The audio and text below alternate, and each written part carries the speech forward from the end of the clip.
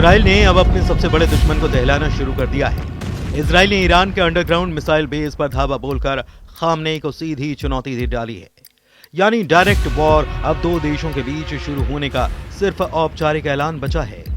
Iran से Israel का भिड़ना तो तय था ही, लेकिन इस टकराव का लेवल क्या होगा ये भी अब साफ हो चुका है।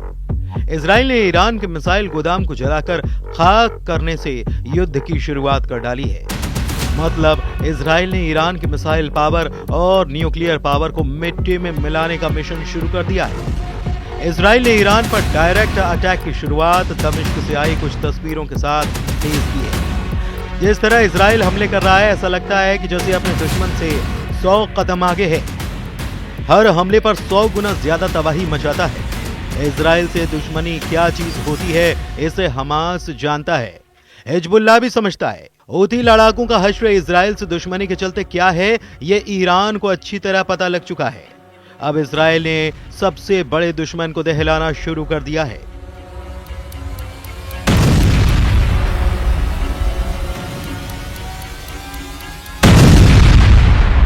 इजराइल ने ईरान के अंडरग्राउंड मिसाइल बेस पर धावा बोलकर खामनेई को सीधे चुनौती दे डाली है।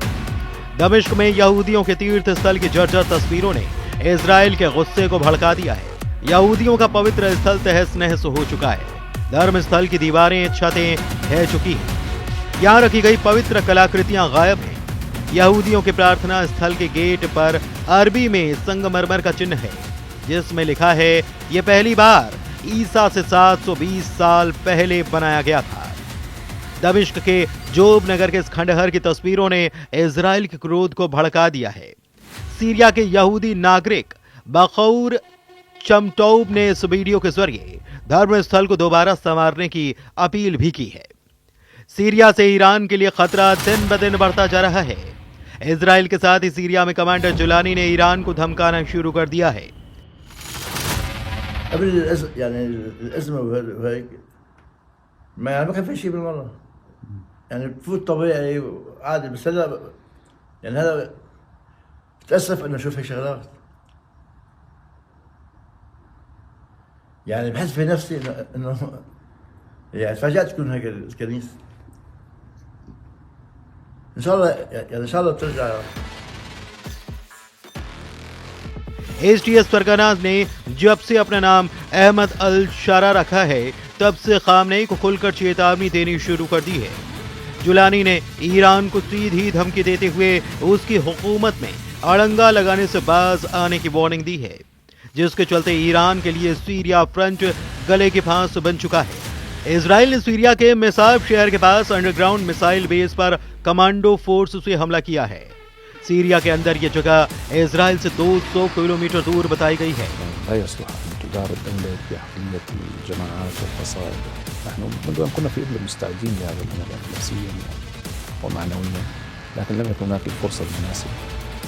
فرصة إدارة الدولة أعظم فرصة لحل هذا الشأن. نحن أول الناس من سيحل يعني هذا التحريش. कान न्यूज की रिपोर्ट में दी गई जानकारी के मुताबिक इजराइल ने 2 अहम ठिकानों को निशाना बनाया है। इस रिपोर्ट में कहा गया कि छापे उन अड्डों पर मारे गए जहां पर सीरिया रक्षा उद्योग के वैज्ञानिक और अनुसंधान केंद्र था। यहीं ईरानी रेवोल्यूशनरी गार्ड का अंडरग्राउंड मिसाइल कारखाना भी मौजूद था।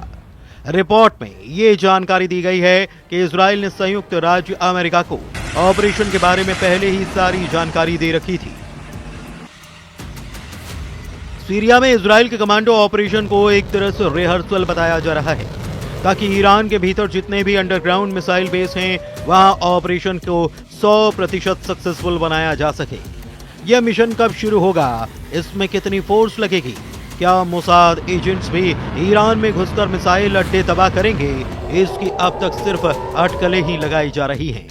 हालांकि ये साफ है कि इजराइल का mission Tehran Netanyahu secret location से डायरेक्ट करने वाले हैं। रविवार 29 दिसंबर को पीएम नेतन्याहू की प्रोस्टेट सर्जरी हुई है। डॉक्टर्स ने उनके शरीर से प्रोस्टेट को अलग कर दिया है। यरूशलेम में हदासा मेडिकल सेंटर में सर्जरी के बाद रिकवरी के लिए नेतन्याहू को अंडरग्राउंड यूनिट में रखा गया है।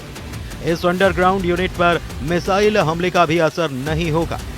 नेतन्याहू के कार्यालय ने जानकारी दी है कि लॉ मिनिस्टर यारिव लेविन कुछ दिन कार्यवाहक प्राइम मिनिस्टर की जिम्मेदारी संभालेंगे। नेतन्याहू के सीक्रेट लोकेशन पर जाने के साथ ही इजराइल ने हिजबुल्लाह पर भीषण हमले किए हैं। IDF chief of staff lieutenant general Herzi Halevi ने हिजबुल्लाह पर जीत हासिल करने तक का ऐलान कर डाला है। हालांकि हलेवी ये बताना नहीं भूले कि असली जीत ईरान की तबाही के बाद ही मानी जाएगी।